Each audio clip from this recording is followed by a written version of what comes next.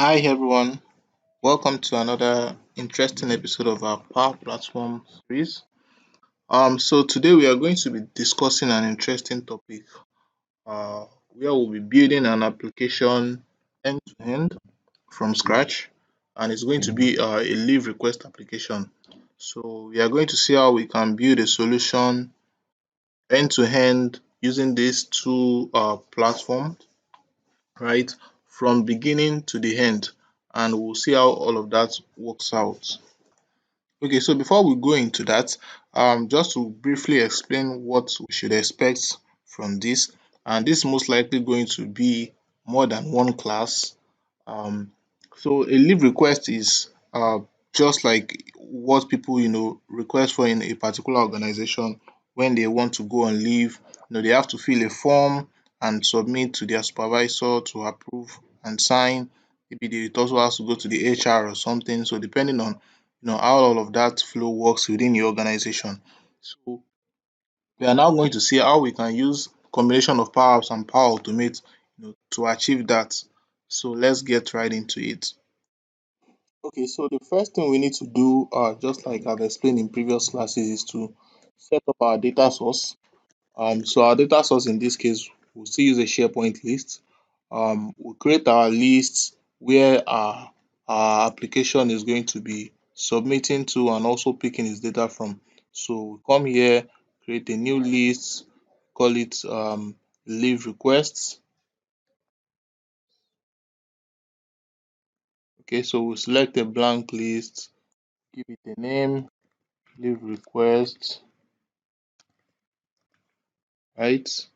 Then we can also give a description, which is optional by the way. So we'll create. So once we create that, it should have this default title field like I've explained earlier, and we can proceed to add additional columns as need be. So one of the things we want to put here is the name of the person that is making that request. So if we select the person field, so let's call the person the requester, and then you can save that. Then after the requester, we also need the date the person is going on the leave, which will be a date field. So let's say start date. Then we also need the end date. So when are you coming back from your leave? So we need the end date. End date. Okay, we save that as well. Then we need okay, how many days is it going to be? So between the start date and the end date, how many days of leave are you going for? So that should be a number, leave days, something like that. A number of leave days. Number of leave days. Okay, we have that as well. We also need the name of the person's manager. Let's say manager, supervisor who is going to fill the approve the request. We have that as well. Okay, we might also want to have the leave type, which means what type of leave are you going on? Is it your annual leave? Is it a sick leave? Study leave and all of that.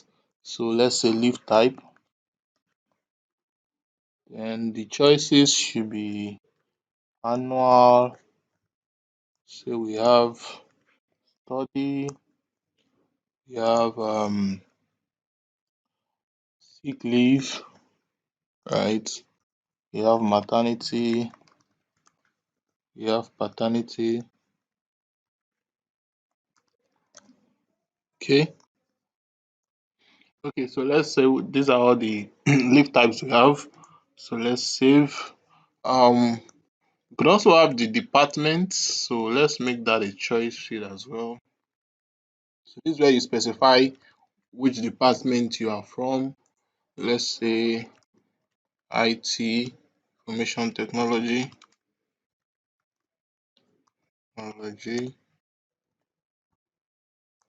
right? So let's say we also have HR, we have finance, We have, okay, we can have sales, um, customer service, and so on. So let's save that as well. Then let's also create an additional column where we'll save the um, comment of the manager in case the manager has a comment. So let's say manager comment, right? That is a multiple line of text. So we also have a column called status. So this status is what would help us track the current status of the request. Has it been approved? Was it rejected? And all of that, right? So let's make that a choice field and call it status, right? So when the user submits, it's probably going to be pending. So we are just going to make this very simple and straightforward. So it's going to be a one level approval workflow, right? Which means just the manager approves. So it can be as many levels as possible. We can have the manager, the HR, the CEO, and all of that, right? So, but just to make this simple and straightforward, we'll make it just a single approval, which will be the manager. So you can call it pending manager approval. That's when you submit, then it's pending the manager. Then manager can approve,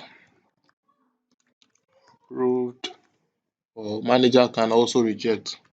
Manager rejected, right? So we'll see where this comes in at the end of the day. So let's save this.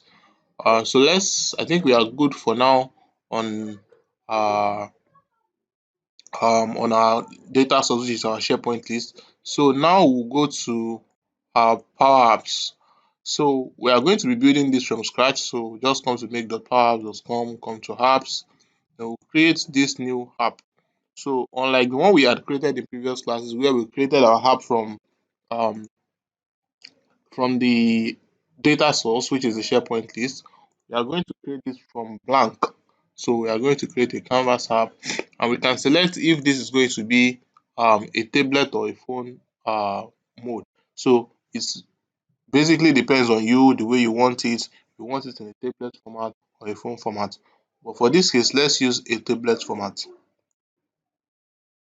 So we'll call it our leave request application, right? And we create. So once we create, to create a blank canvas app for us, where we can now start inserting our controls, our functions, and all of that, and make all of our designs. So this is the blank app. As you can see, it's just an empty app that doesn't have any control yet. So we'll now proceed to first of all, what I like to do is to just save once I create a blank app, because I've had cases where I forgot to save my app, and after making all of the changes, I lost all of them and I had to start all over again. So but once you first save the first time, then subsequently it also has an autosave feature that saves like every 2 minutes or thereabout. So you can also keep saving intermittently, as you go on. So this is our application. So one of the things we might want to do is to, you know, um, say, okay, how do we want our home screen to look like, right? So one of the things I do is to, make it a little beautiful you by inserting some pictures and then some buttons that will help you navigate to any screen you are going to. So let me just do that. So for us to do that, we just come to this part which has the media and we go to upload. So I already have an image uploaded on my PC already. So I'll just pick this. Then I can use that as an image on my app. So once I've done that, I can come here to click on the image and it gets inserted on my app, right? I can put it and any size I want it to be, and increase the size, can make it fit or fail, or whatever design I want it to take. Yeah, so let's leave it this way for now. Then I can go ahead and also insert my buttons, right? So what button do I need? I want to say new request, for example. So this is a button that will take you to create a new request, right? Then let me duplicate this, Control C, Control V, right? And I can also make this request history where I can see history of requests that I've made and track the status from there. So this is fine. Let's now create a new screen again. So by clicking on this top here, we have different types of screens. So I created a new screen. Then on this new screen, I can as well insert my form. So let's say we're trying to create a screen for our new request. So this is this screen, call it form, go to form and edit form. However, before we can connect to a particular form, we should insert our data source. So right now, we don't have our app connecting to any data source. So what we need to do is to go to the connectors. So our data source is a SharePoint list. So we connect to the SharePoint uh, list. So we'll go to the site. So it's on the development site. We look for the list, which is leave request, and we connect to it. So once we've connected to it, then we can change our data source on our form here now, coming to this right hand side and change it to leave request. So by doing that, it will help us automatically populate the fields that we have on our form. On our SharePoint list. So all of them will be populated on this form, and we'll see how that looks. Okay, so yeah, we now have our form here. So we can see that we have all of the fields that we had created on our form, on our list. We have the title, the requester, the start date, end date, number of leave days, manager, and all of this right here. Okay, so we can proceed from here. Um, Currently, we don't need the status field, and then the manager comments, we don't need that as well. We need the requester. We can rearrange this as we see fit. So the title, the requester, the department, the start date, the end date, the manager, the leave type. Okay, we can also bring the leave type. Okay, so let's say we have it this way. Now we'll change this to a new form because we want it to be submitted as a new form. So if I proceed to fill this, then I should be able to submit. So for me to submit, I'll just insert a button here and call it submit. Let me rename this to submit. Yeah. Then on the on select, which is when I select this button, when I click on it, what should happen? So I can make that submit from then form 1, which is the name of my form. So I can say that this form is form 1 from here. So I'll just say submit form, then the form I want to submit, which is form 1. And that is it, and I close the bracket. So if I proceed here to put my title, to say, okay, my annual leave for 2022, and I put my name as the requester, admin, yeah, select my department, select the leave type, annual, select the start date, say I'm going from the 7th to the 11th. So say that is 5 days. I select my manager. Let me select this. Okay, SharePoint. Let me just select myself as a manager for test. So there's also an attachment field in case there is a need for me to attach any evidence. For example, when I'm sick, maybe there's a need to attach a medical report or something like that. I proceed also attach the document here as well, and I click on submit. So once I submit, that item should be submitted to my list. If I come here to my list and refresh this page, then I should see the information submitted. So as you can see, annually for 2022, the requester, the start date, end date, the number of leave days, just as I have submitted it on the list. So by default, we also want the status to be pending manager approval, which means when you just submit, you go to your manager. So what we'll do here is to change the default value for our status to pending manager approval, so that whenever anybody submits, it just picks that status by default. Okay, so let's come back to our app. So now we have this which submits to our list. We have all the information that we need to fill, and we can see that it's also submitting, right? Okay, so coming back to this home screen, for us to go to the new request, currently you can see that by clicking on it, nothing is happening, right? So if we want something to happen, which means when we click on it, it should take us to this screen too. So we can rename this to um, request form screen, and say this is the home home screen. Yeah. So by clicking on this new request, we want it to take us there.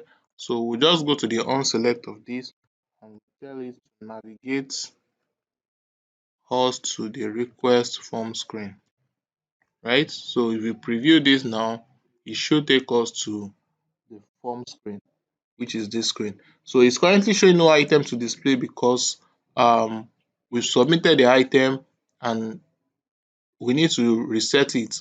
So I'll just change this back to view or something and reset this back to new. So by doing that, it should have our form back. So to avoid that, one thing we should do is to, after submitting the form, we should always reset the form and generate a new form. So by how do we do that? We go to this form, we go to the on success.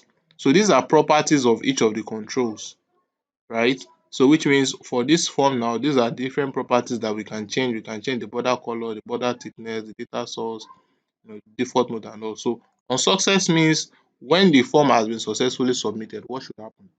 So we'll just tell it to reset the form for us. Reset form. Which form do we want it to reset? It should just reset itself. So this cell function allows you to reference a particular control by itself. Then we'll tell it to generate a new form and we'll put self as well. So once we do that, if we submit a new one now, it will automatically reset itself and generate a new form, right? Okay, so we can do that and also resubmit.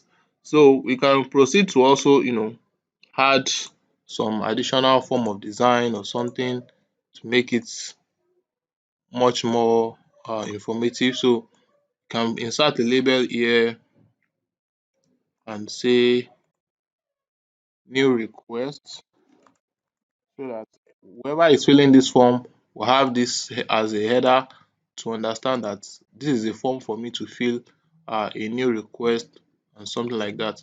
So we can change the fill color, can change the text color, you can increase it, we can make it bold, we can centralize it, all of that can be done, just directly from here. You can see how simple it is without me having to write any code to change all of that. So we have new requests. Okay, we should can also have a back button. So we go to insert icons. I'll proceed to insert an icon. So our icon should be something that tells us. So the icon is basically to help us go back to the previous screen. So let's say I'm coming from the home screen and navigated here. I want to go back. So I can put this here. Can as well change the color to white or something. Yeah. And I'll go to the unselect property of this arrow and change it, tell it to also navigate me back to the home screen. Home screen. Okay. So if I go back here now, I'll see that I can go back to this screen from here, and I can come to this screen from here and go back, you know. So that navigation already works fine for us. So what else do we need to do here? Still a couple of things to be done. Can rearrange this and put the submit button. We can change all of the design as we so desire. Okay, so there are a lot of things to still be done on this app, but I think from here we can see that this is looking like it's gradually. At least we have our home screen, we have a form that we can fill that submits to the list, and then we'll still have a couple of additional information that we need to uh, put in or we need to achieve here. So, but I think for today we'll stop here. Like I mentioned earlier, this is going to be more than a session. So we are going to continue. We are going to see a lot of other things that has not been done in the next class, how we can view the request history, when we submit, how does it go to the line manager to approve, how does each and everybody get notification and all of that. So there are still a lot of things to be done, but we'll continue that in the next class. I hope you've learned one or two things from this session. Thank you for watching, and bye for now.